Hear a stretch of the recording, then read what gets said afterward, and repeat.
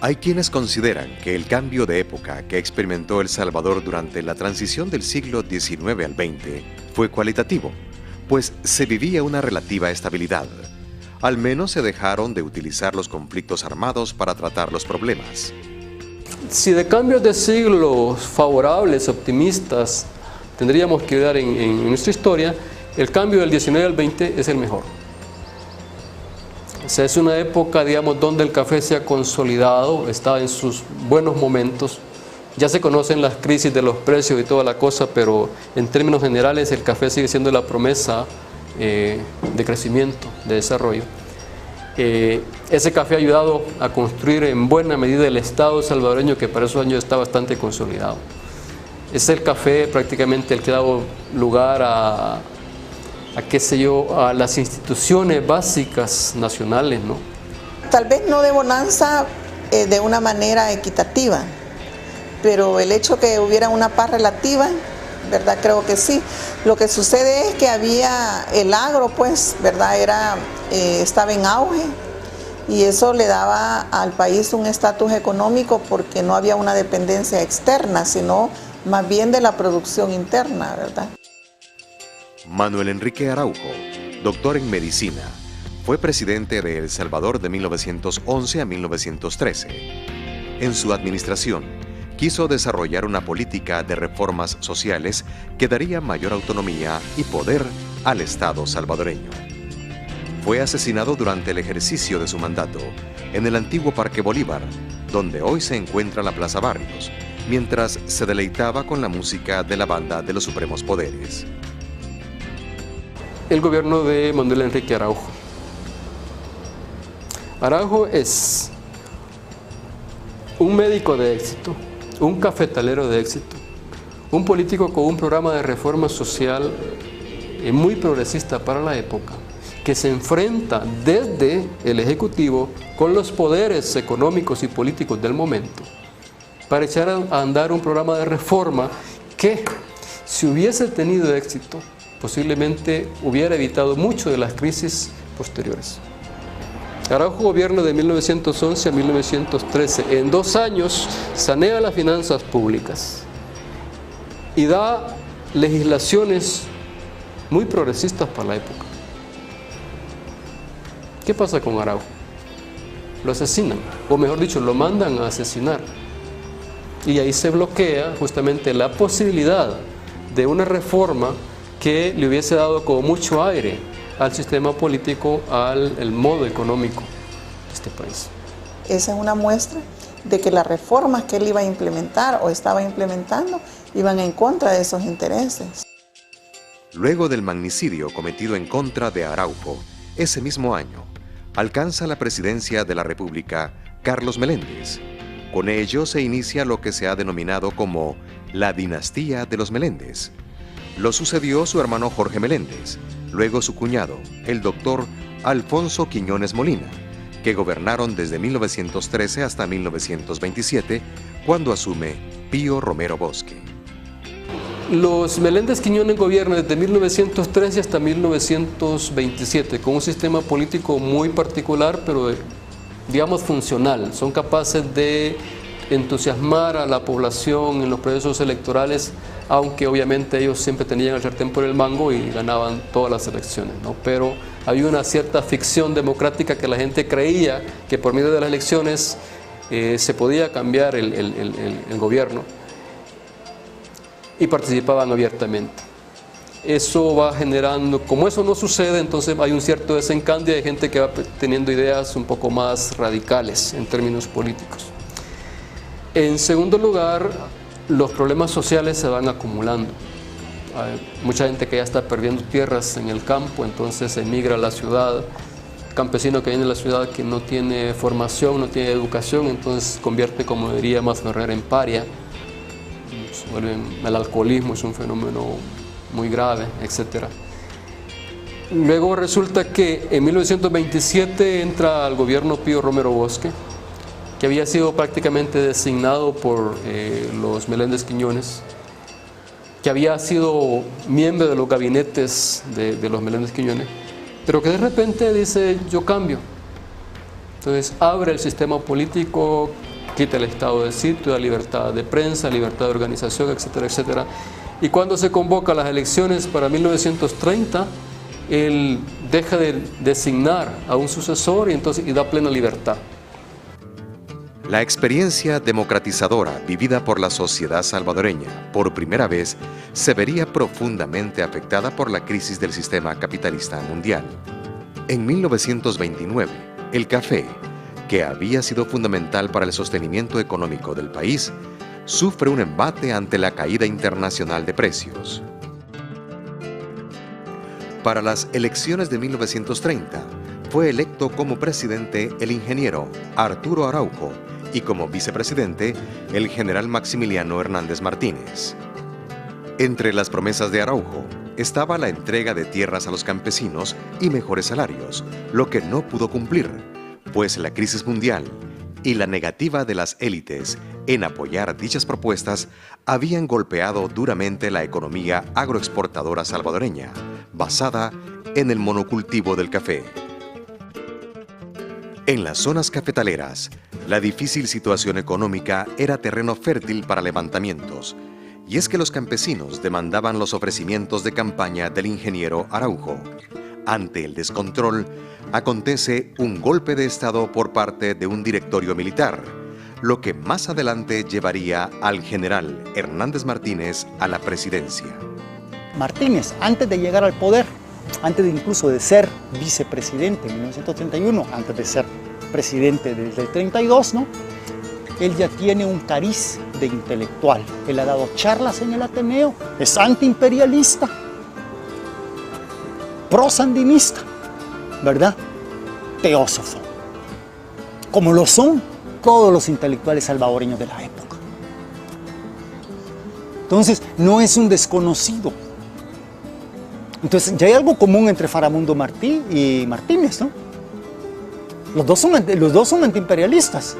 Entonces, el antiimperialismo no es una posición de la izquierda, eso es falso.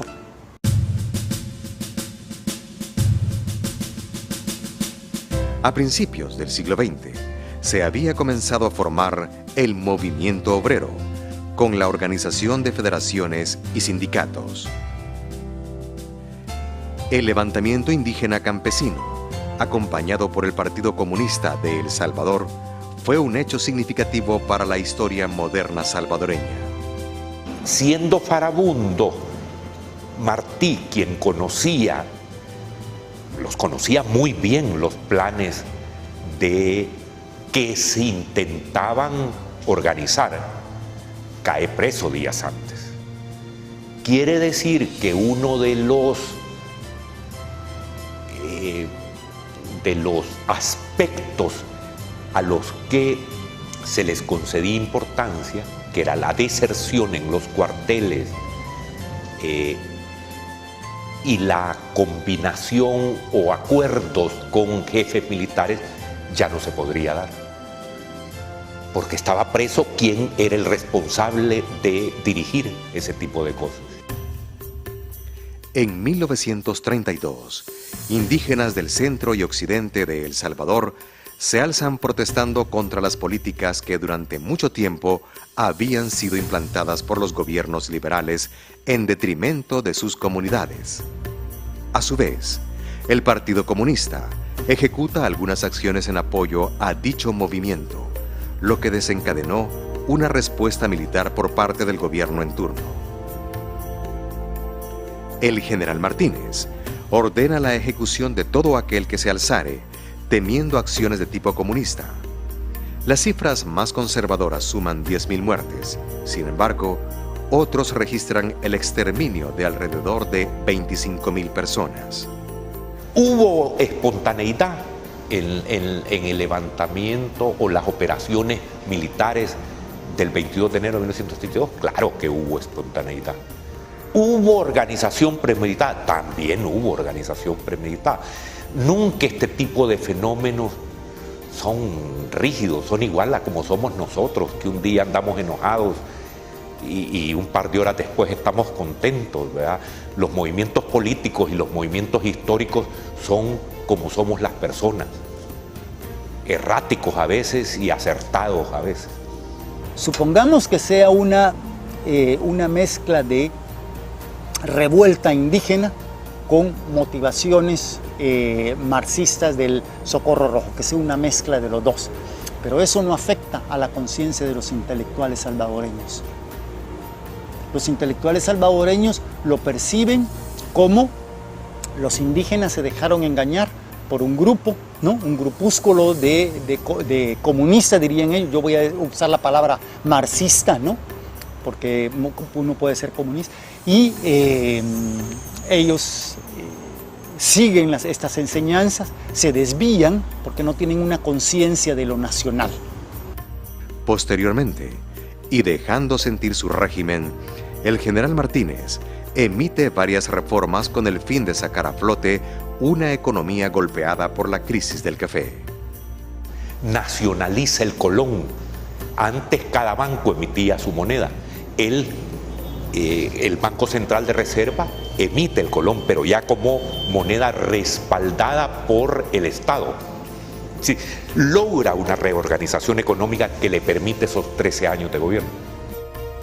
El general Martínez estuvo al frente de la presidencia durante 13 años. En abril de 1944 se produce una sublevación cívico-militar, dando inicio en mayo a una huelga pacífica conocida como la Huelga de Brazos Caídos. Sin embargo, la salida del general Martínez no desmarcaba a los militares del gobierno, que se mantuvieron hasta 1979. Porque Martínez tuvo dos aciertos. Primero, ya le demostré, ¿no?, con estos documentos, que todos los intelectuales lo apoyaron. Ahorita ni el gobierno actual de El Salvador tiene el apoyo, el aval completo de todos los intelectuales trabajando por una causa.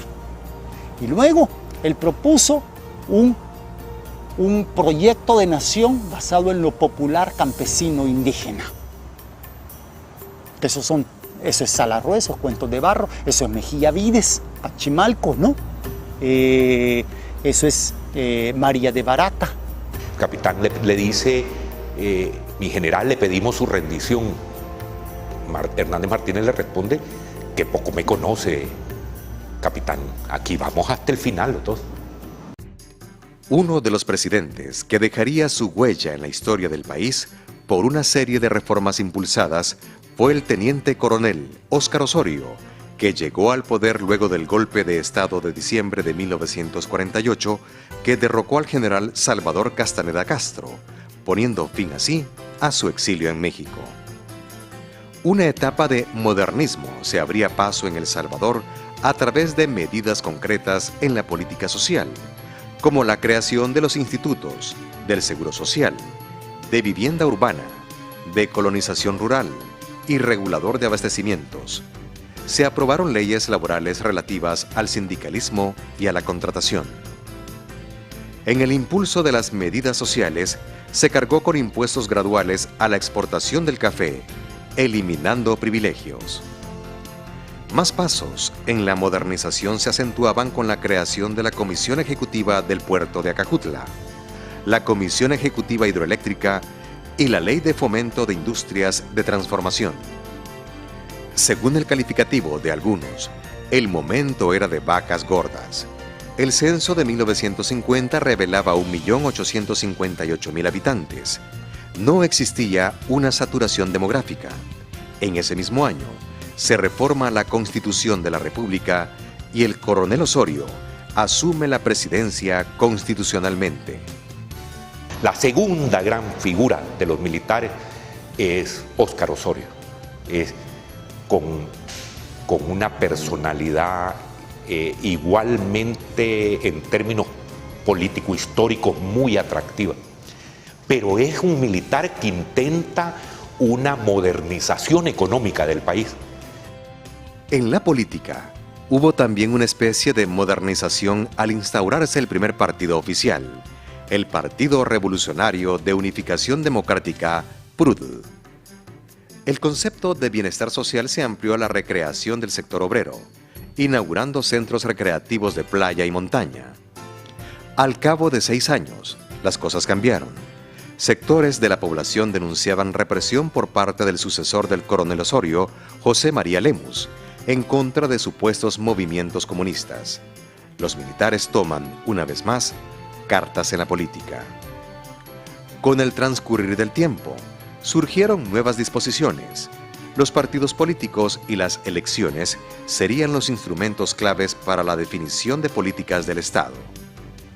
Nacen el Partido de Conciliación Nacional, PCN, y el Partido Demócrata Cristiano, PDC, entre otros.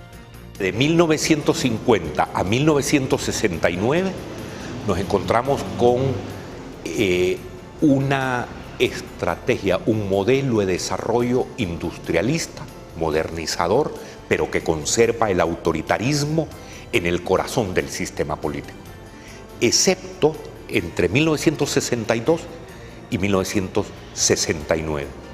Esa estrategia de desarrollo y esa modalidad política nueva se rompe con la guerra contra Honduras. Para 1960, cientos de salvadoreños migran hacia Honduras en la búsqueda de beneficiarse con tierras que el Estado estaba dejando en manos de la población, lo que a la larga desencadenó problemas bélicos entre ambas naciones. Entre 1969 y 1972 tenemos una recomposición general en el país, en las direcciones políticas, intelectuales y sociales del país. Se dividen los militares, hay un intento de golpe de Estado que fracasa, se divide la Iglesia Católica por el impacto que tiene la doctrina social de la Iglesia, se divide el Partido Comunista, surgen las organizaciones revolucionarias, se divide el partido oficial, que era uno solo, y se va a dividir por lo menos en 2 más, entre 1969 y 1972. Es un periodo de lucha entre las corrientes que se están planteando cómo salgo del problema en el que me ha dejado Honduras. En ese momento creo que fue la decisión más adecuada. No había posibilidad si la gente no se estaba muriendo. Si vemos los documentales de ese tiempo, había un asunto que se llamaba La Mancha Brava en Honduras, que hizo destrozos de salvadoreños. Hay empresarios salvadoreños que perdieron todo su capital. La guerra contra Honduras marca un periodo de crisis histórica. La estrategia de desarrollo ha sido rota y se crea una crisis histórica que no se resuelve entre 1972 y 1980. Al no resolverse la crisis histórica, vamos en deslizadero rápido hacia la guerra civil. En la década de 1970, hubo una acumulación de problemas sociales y políticos, algunos heredados, como por ejemplo, el incumplimiento de cambios en el sistema electoral, pero también el crecimiento demográfico, con la escasez de tierras cultivables, abonaba a los problemas. El embajador norteamericano Henry Cato, un miércoles de 1972, de marzo de 1972, no sé si es el 8 de marzo, felicita a Napoleón Duarte, esto creo que fue un miércoles, felicita el triunfo electoral de Napoleón Duarte. Al día siguiente, el Tribunal Electoral declara ganador al coronel Arturo Armando Molina. Entonces el fraude fue tan descarado que eso aprovecha la guerrilla. Entonces nosotros dijimos, aquí hay 2 opciones. La vía electoral no se puede porque te hace un fraude. Entonces solo queda la lucha armada. Cuando yo era estudiante y veo que el presidente Molina, que llega a la presidencia de la República producto de un fraude electoral, lo primero que hace a 19 días de estar en el gobierno es intervenir militarmente en la universidad. Eso fue como el detonante, el iniciador, lo que catapultó que una generación de jóvenes ya inquietos por la falta de democracia en el país, influenciados por el triunfo de la Revolución Cubana, admirando al Che Guevara, admirando las luchas de los movimientos guerrilleros del sur de América, decidimos hasta aquí llegamos y estamos dispuestos a usar las armas. Después de 1977, los acontecimientos surgían con mucha rapidez. Estos serían la chispa que produciría el estallido del conflicto armado. Los problemas sociales se iban agudizando, los enfrentamientos políticos también. La Iglesia Católica intervenía, pidiendo cambios sustanciales. Pero al ver que su voz caía en el vacío, decidió enviar mensajes más directos, esta vez al ejército y al mismo gobierno de los Estados Unidos. En voz del arzobispo Óscar Arnulfo Romero, a través de sus homilías, pedía un cese a la represión armada contra civiles. El 23 de marzo de 1980, el arzobispo predicó un sermón particularmente fuerte.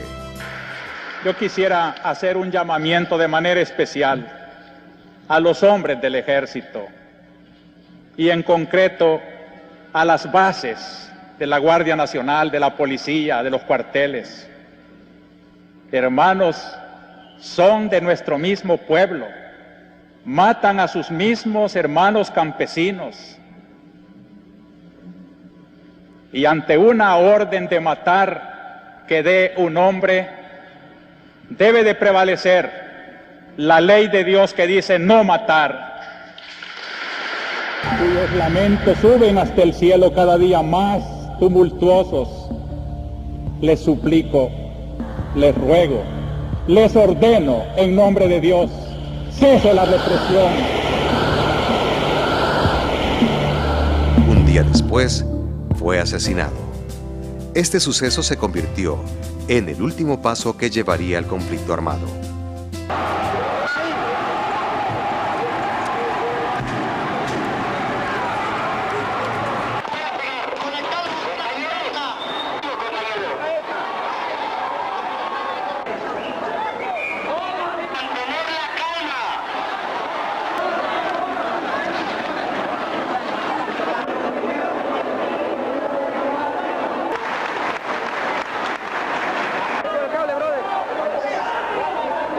Con 3 pesos y una pistola y una idea de cambio en el país, se organizó una de las guerrillas más importantes de América Latina. Empiezan a aparecer los primeros brotes, las primeras acciones armadas de la izquierda, los primeros secuestros de personalidades nacionales de alto nivel en el ámbito económico, sobre todo empresarios como don Ernesto Regalado Deñas, quien es asesinado después de ser secuestrado.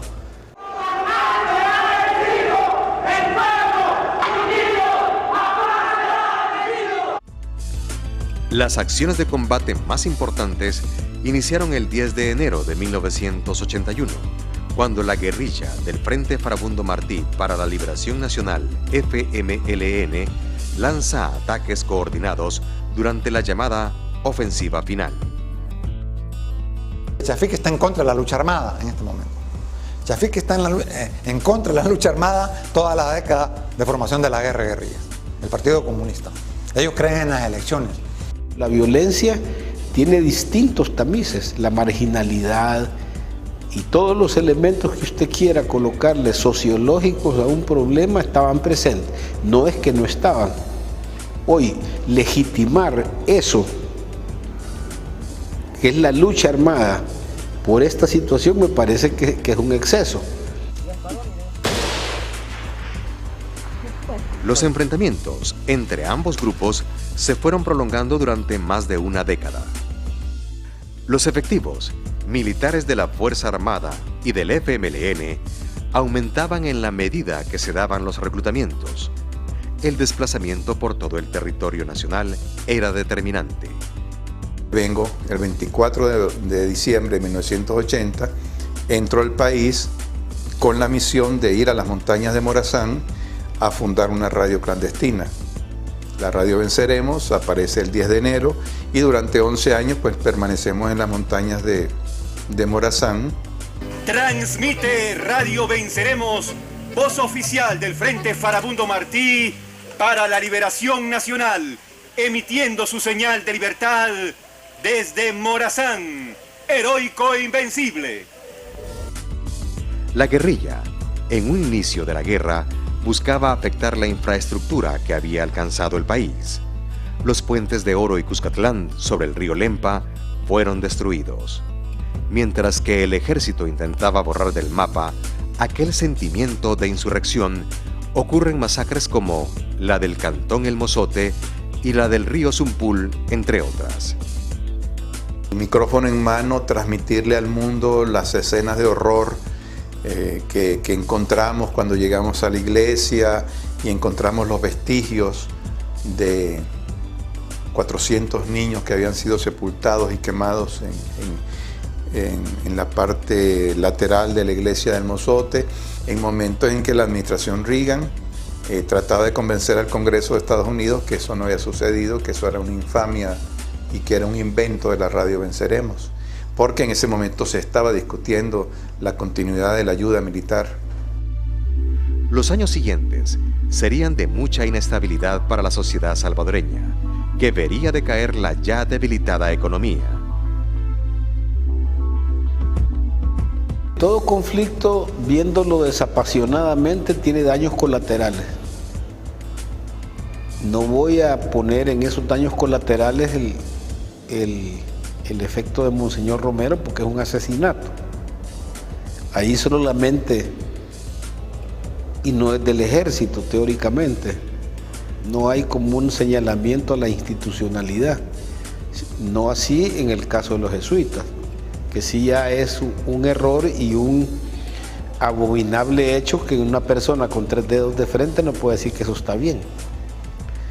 Hoy, decir que eso son factores institucionales, eso no puede ser cierto. Yo estuve 32 años en las Fuerzas Armadas y yo nunca recibí una orden de hacer una monstruosidad de ese tipo.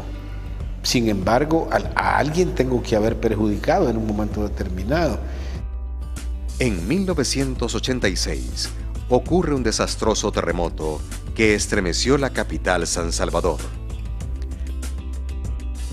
Más partidos políticos salieron en la escena del país, incluyendo a Alianza Republicana Nacionalista Arena, conformado por civiles y militares, y que en 1989 llegaría al poder del Ejecutivo, quitándole la presidencia al Partido Demócrata Cristiano, PDC.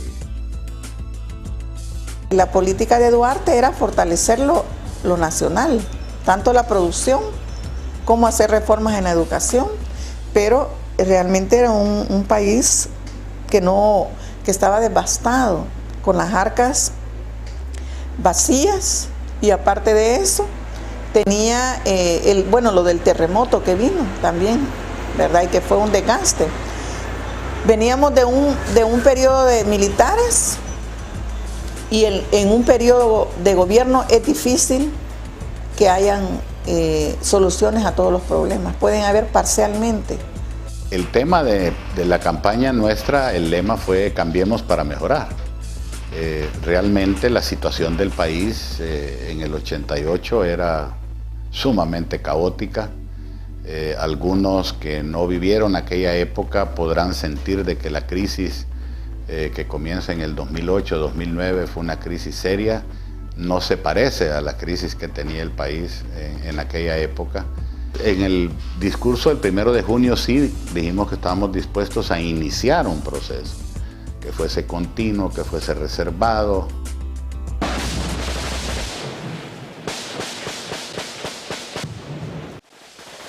El conflicto armado no finalizaba. Estimar la magnitud del desastre social que implicó no ha sido una tarea fácil. Gran parte de la destrucción humana y material no se cuantificó. Un balazo de M16 me atravesó la región plexobraquial y el brazo se me cayó. Yo me quedé hasta como las 3, 4 de la tarde herido, no había helicópteros ni asunto de evacuación. Yo tuve que caminar desde donde estaba hasta la carretera, que eran por lo menos sus 15 kilómetros. Había un sector siempre económico que no quería hacer las reformas, entonces el sector económico que quería hacer las reformas ocupaba a los militares, hacía el golpe de Estado y se hacían las reformas. Entonces el país avanzaba a puro golpe de Estado. Entonces nosotros planteamos hacer una alianza con un sector de la juventud militar del ejército y se comenzaron a hacer pláticas con oficiales del ejército. Yo recibí un curso de Estado Mayor dado por un militar, siendo guerrillero. Nuestro objetivo era negarle a ellos su objetivo, que era alcanzar el poder por la vía armada.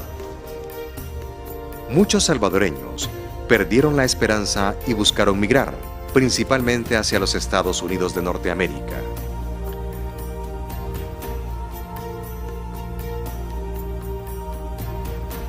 Los pasos para una negociación entre el gobierno y los insurgentes comenzaron dándose la primera reunión en La Palma, Chalatenango. No esperen que sea inmediato, no esperen que sea inmediata la solución. Va a costar, va a ser difícil, pero vamos a conquistar la paz. Vamos a conquistar la paz todos. Hemos pensado que debemos de continuar profundizando en cada uno de estos aspectos para que de esa manera podamos ir resolviendo los problemas. Yo les he ofrecido a todos los sectores del FMLN y del FDR la incorporación al proceso democrático en un esquema de pluralismo. Más reuniones surgieron sin brindar los frutos esperados de un cese del conflicto armado. El desgaste del PDC por sus intentos fallidos de lograr la paz contribuyó al gane de Arena en las elecciones de 1989. Una de sus promesas era la búsqueda de un cese al fuego. El conflicto era el problema a resolver. La gente clamaba porque se resolviera el conflicto armado y más que un ataque al FMLN, era nosotros la propuesta de encontrar un mecanismo para que ellos se incorporaran al proceso democrático. Yo recuerdo que el mismo mayor Dawison decía en los mitines siempre es que hay que construirles un puente de plata para que ellos se incorporen al proceso democrático. Pero las negociaciones ocurrieron hasta que el conflicto se intensificó, cuando la insurgencia se adentró en la capital salvadoreña en una ofensiva denominada Hasta el Tope. No, yo estaba en el Estado Mayor, a mí me avisaron que estaban atacando. Entonces yo me fui para los planes ya habiendo pasado y estaba toda la columna de carros más o menos desde por aquí, por el kilómetro 4 hasta allá arriba. Nadie podía pasar. Cuando la guerrilla se repliega, pasan ametrallando la casa. Hubo algunas secuelas de temores que mis hijos ya no querían dormir en la casa, sino que mis hijos iban a dormir donde mi hermano y casi vivían allá con mi hermano mayor, René. Esta vez, no era la zona rural la afectada directamente en ese momento, sino aquellas colonias de la clase socioeconómica acomodada. Cuando se dieron cuenta de la capacidad militar del FMLN que llegó a tocarle la puerta a los dueños de este país en la colonia Escalón y que puso en jaque al país, se dieron cuenta de que esa historia de que el FMLN estaba a punto de ser derrotado y que solo eran cuestión de días para que entregara las armas, era un invento que ya ni ellos se lo creían. Incluso, la guerrilla se toma las instalaciones del Hotel El Salvador, donde se hospedaba el entonces secretario de la Organización de Estados Americanos, Joao Baena Soares. Ustedes son de la Embajada Norte. Díganos, por favor, ¿quiénes son? Somos de la Embajada Americana. Estamos aquí. Estamos atrapados. Tienen atrapados aquí. Somos de la Cruz. Aquí está la prensa internacional.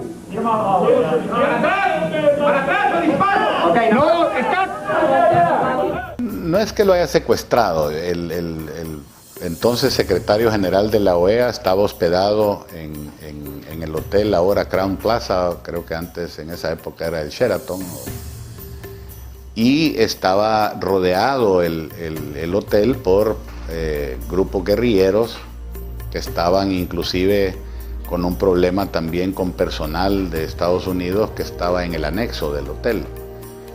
Pero el principal problema que se nos generó como gobierno es que corría peligro el secretario Baena Suárez ahí.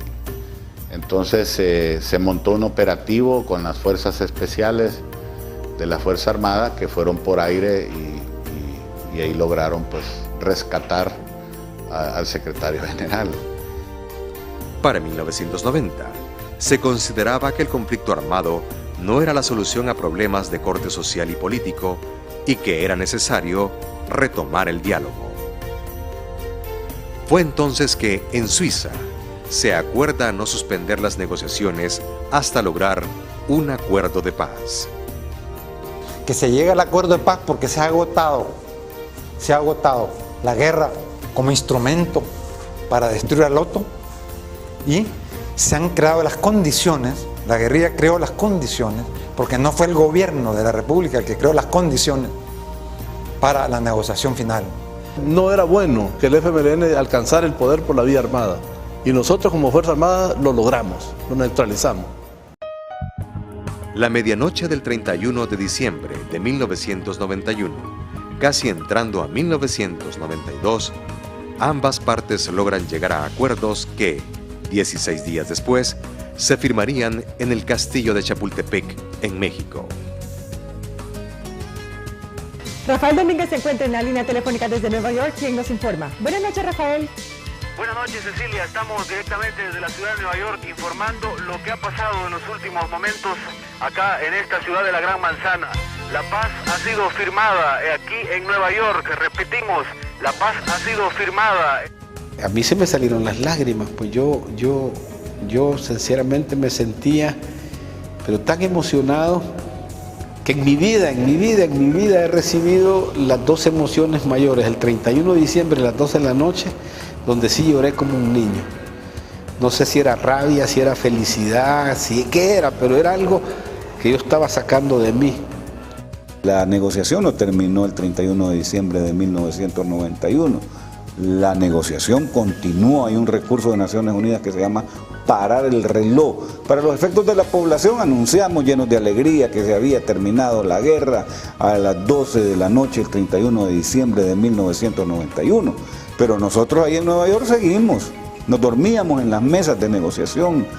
En el trayecto, en el viaje de aquí a México, iba pues pensando, bueno, ¿y qué vas a hacer? ¿Verdad? Que solo vas a dar un discurso. Entonces, a partir de que yo ya tenía el protocolo, ya sabía, porque el protocolo mexicano es muy estricto, ya sabíamos cómo iba a desarrollarse la ceremonia.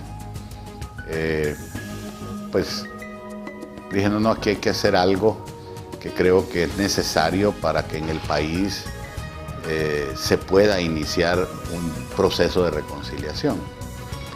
Y es que como había tanta animadversión, enemistad entre el FMLN, etc., a mí se me ocurrió de que quién mejor que el presidente de la República diese el ejemplo, dándole la bienvenida a los miembros del FMLN en su incorporación al proceso democrático. Entre los acuerdos alcanzados se destacan la deposición de armas por parte del FMLN y su incorporación a la vida política del país, el nuevo papel de la Fuerza Armada, la creación de la Procuraduría para la Defensa de los Derechos Humanos, así como de la Policía Nacional Civil. Yo ya no los veo a ellos como enemigos, los veo como ciudadanos comunes que se dedican a la política, que tienen una visión tal vez un tanto diferente a la que tengo yo sobre el país,